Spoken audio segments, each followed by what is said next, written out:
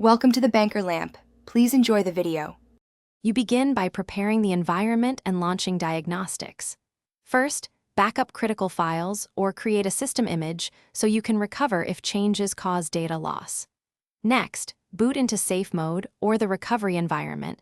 This prevents problematic drivers from loading and makes troubleshooting safer.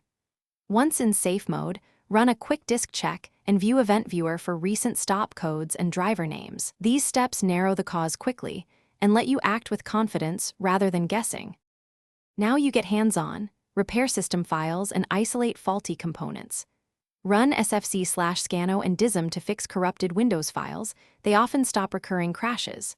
Once done, uninstall recently added drivers or apps and update essential drivers from the vendor website, not Auto Tools.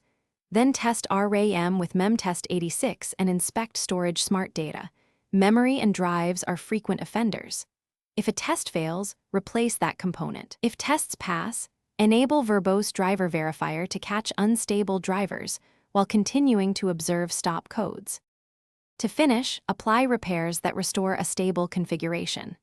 If corruption persists, try System Restore to a known good point or use Windows Reset with the Keep Files option. This preserves data while fixing system-wide issues.